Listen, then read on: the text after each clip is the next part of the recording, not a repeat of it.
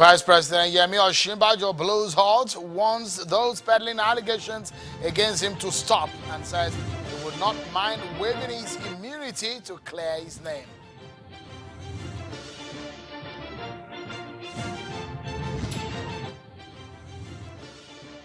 And President Muhammadu Buhari today transmitted to the Senate a medium-term expenditure framework, a precursor to the budget of 2020. How far? We'll find out right here on the program.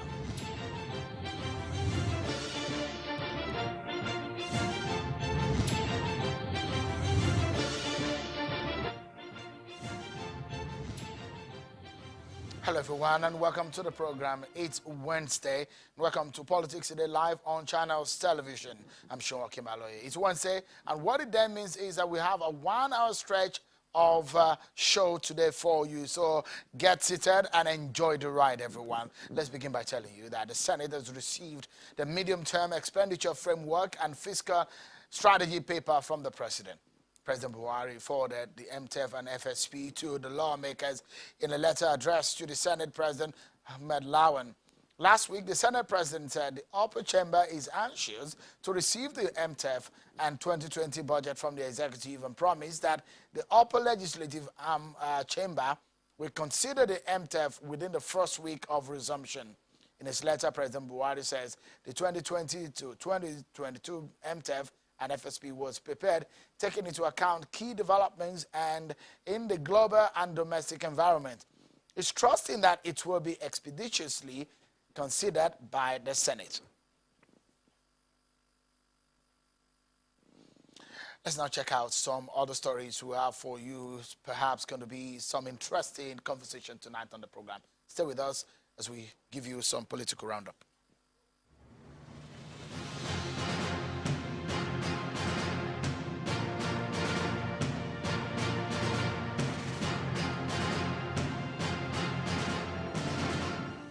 "1901 saw Nigeria becoming a protectorate, and colonization lasted until 1960, when men of conviction and vision made a move that succeeded in gaining Nigeria its independence. Ahead of Nigeria's 59th independence anniversary, many observations and questions come to the front burner as to whether Nigeria has really fared well. In spite of the inadequacies, in spite of the errors in government, Nigeria must continue as a nation." The House of Representatives Committee, investigating abandoned projects in the Niger Delta, is inviting past managing directors of the Niger Delta Development Commission over the huge number of abandoned projects and the state of projects awarded in the Niger Delta.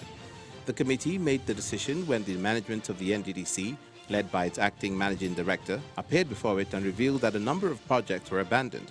The NDDC also revealed that 60 billion naira was still being owed the commission by some oil companies. The committee further vowed to retrieve monies owed the commission and that of projects awarded but abandoned.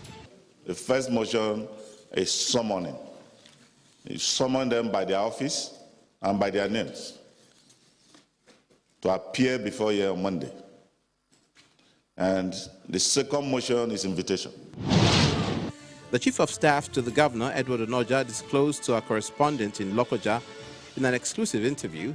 He said before his boss assumed office, the state was a safe haven for kidnappers, armed robbery, and drug traffickers, noting that the government owes it a duty to protect the lives and property of the people they govern in the state. It goes to say that if Kogi is a similitude of a mini Nigeria, and someone like His Excellency had come and had put bridges where there used to be barriers,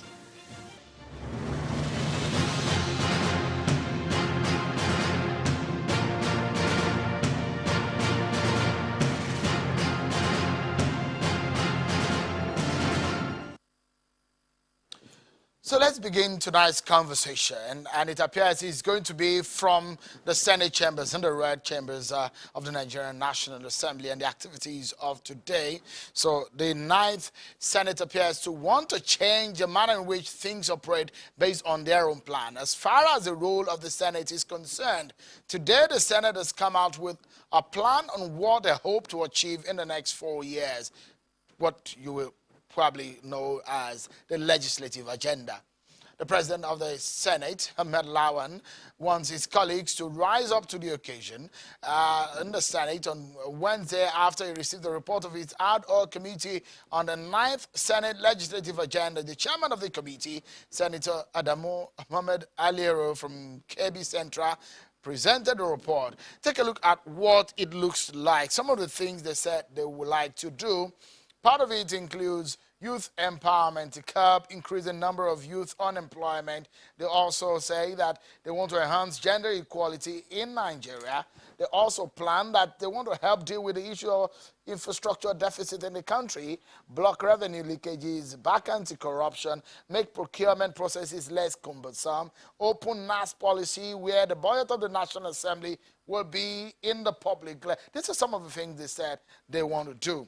Let's tell you, go back to the first story where the president presented the MTEF and the FSP to the lawmakers today. So President Buhari did say that this time around the 2020 budget will arrive on time and will probably be passed. The Senate president had also hinted that they are anxious in receiving it, that they are hungry for it. Those are some of these words. So let's get to know what exactly is this all about. I have joining me now in economics, Mr. Johnson Chukwu. He joins us on the program. Thank you so much, Mr. Chukwu, for joining us tonight on the program. Now, the MTEF is an expert who say, look, before the budget comes, the MTEF needs to be concretized because that gives you a longer time rather than the single-year budget, which gives you that 12-month calendar. From what we saw today, now it's September the 25th. MTEF has arrived. What do you make of this transmission and the timing? Thank you, Sheung, for having me. In the first place, it is one of the earliest we've seen the medium-term expenditure framework and fiscal responsibility being submitted to the National Assembly. And that's also indicative of the fact that we may have the national budget passed into law and signed into law before the end of this fiscal year. So for me, it's actually a pointer to the fact that we may, for the first time in a long while, see a national budget that may start to be implemented from the first working day in January.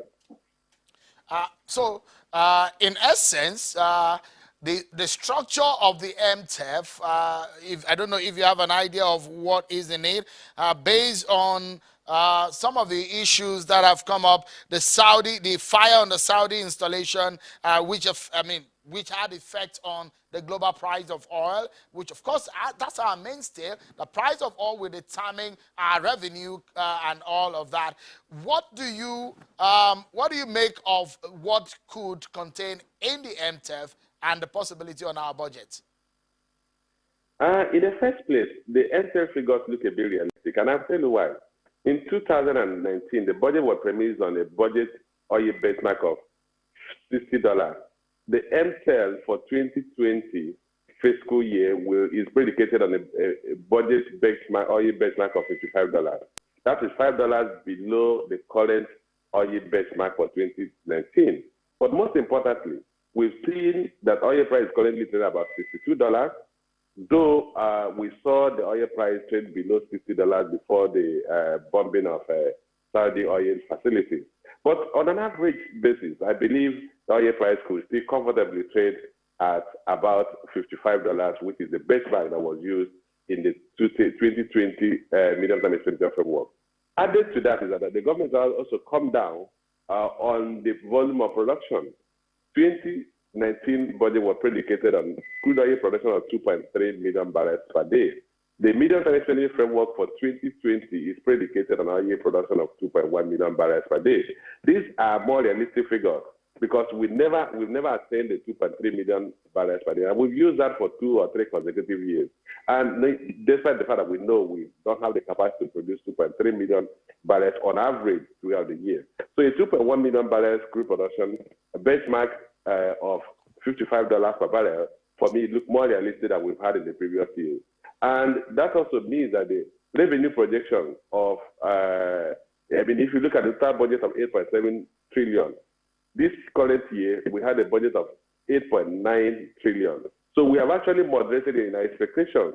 because I think we now are more realistic on our revenue, actual revenue capacity. And that will make it easy for government to moderate the level of borrowing we've seen in the past years.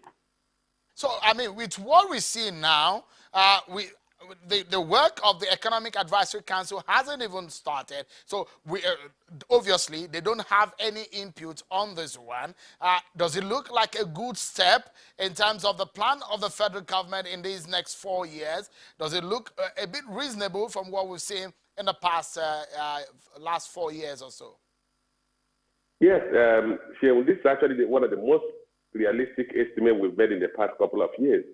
It's actually coming from that we might now have a more structured, a more organized budget office. I mean, the DG of budget office is somebody who has a very strong private sector background. So he's beginning to stamp his footprint in that government parastatal, and that's what one could say. Like you rightly said, the Economic Advisory Council has not even started. The Minister of Finance just resumed a couple of weeks back.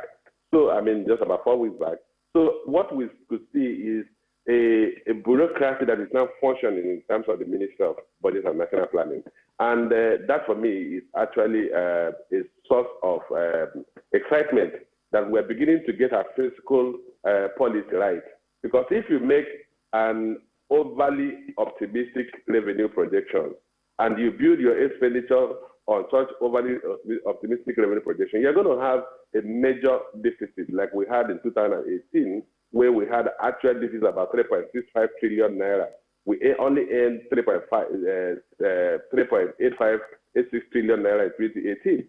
So, and for now, we're beginning to realize that, look, there's no point making projections that we need to go a borrowing and then keep building up debt that is not supporting infrastructure development.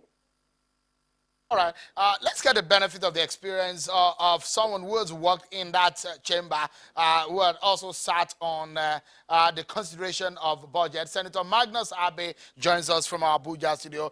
It's a pleasure to see you, Senator Abe. It's been a while.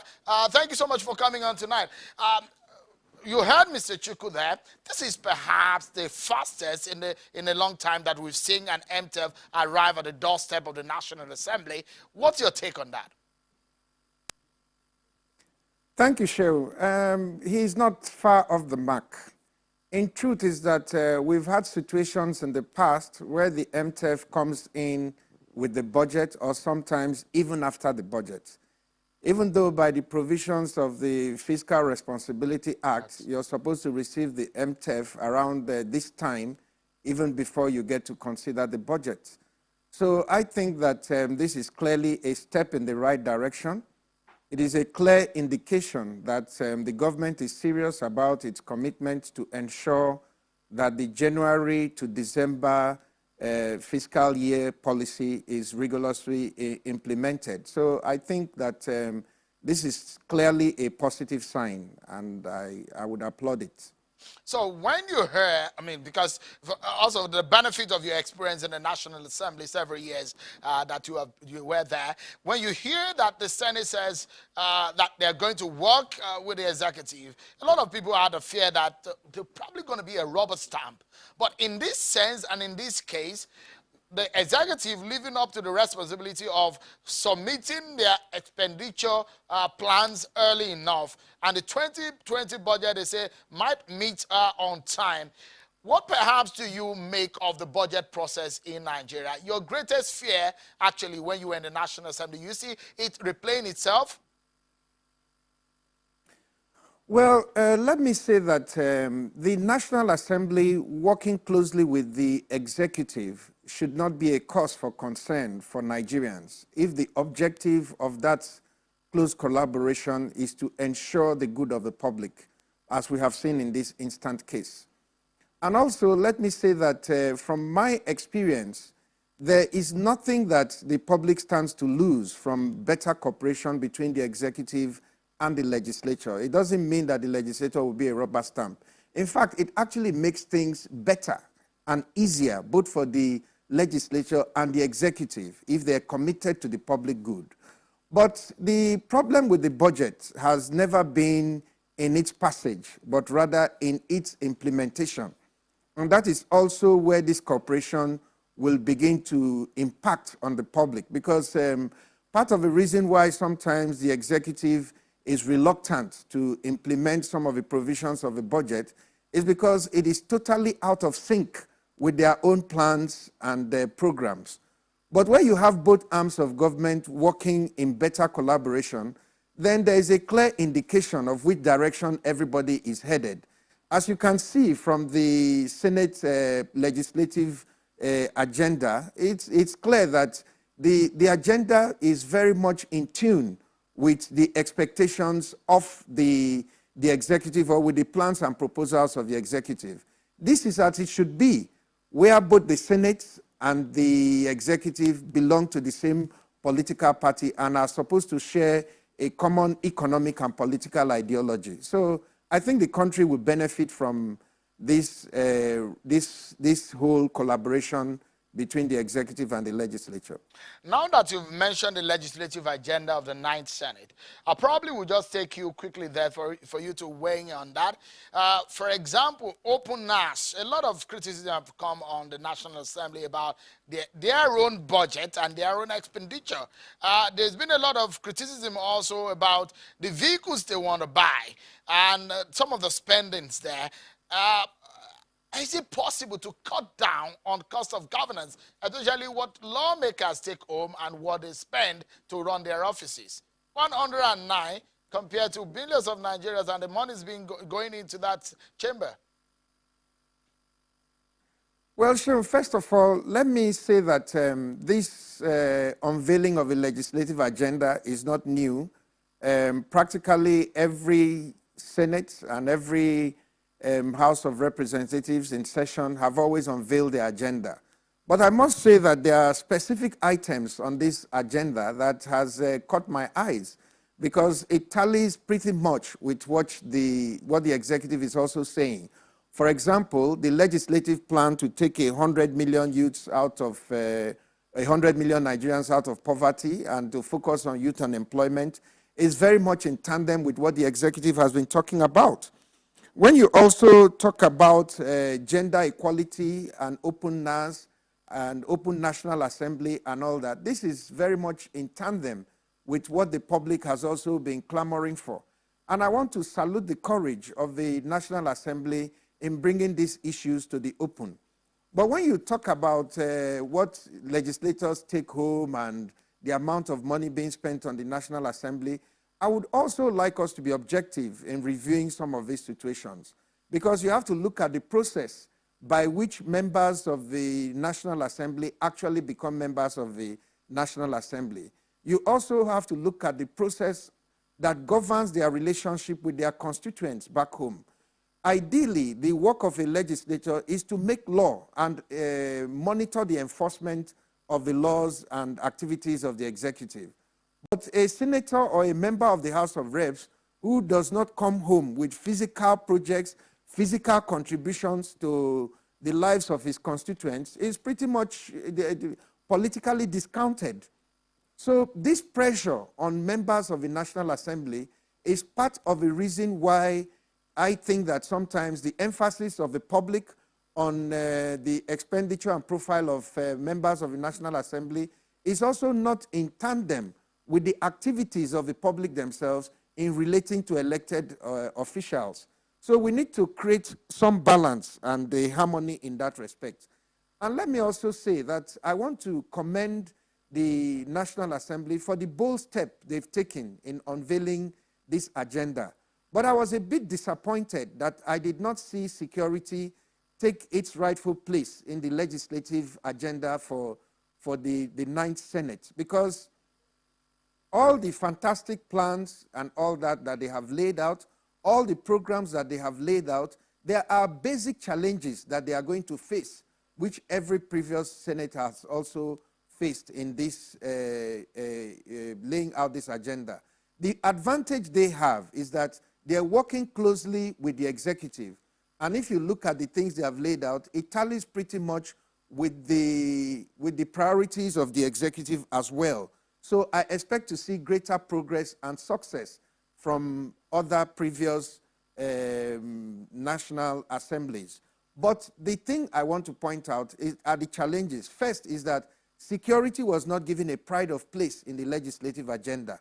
That, to me, is a challenge, because without security, every other thing that we have laid out will be difficult to achieve.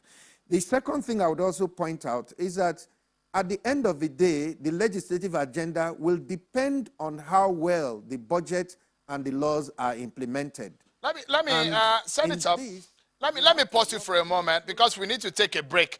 I want you to ponder on this, Senator. There seems to be some storm in your party internally ahead of 2023. That will probably be your final words on the program tonight. I'd like you to react to that. Then I'll get Mr. Johnson Chukwu's parting words on the MTEF 2020 budget and the way forward for Nigerian economy. Don't go anywhere. We'll be right back.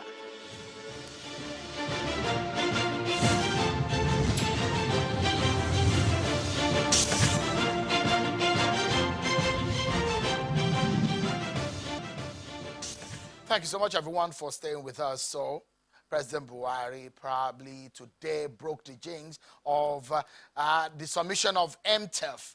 Sometimes it comes after the budget, against what the law provides, and in anticipation of the 2020 budget. So, is this a good way to start the second term, especially when it promises that it's going to fix the economy?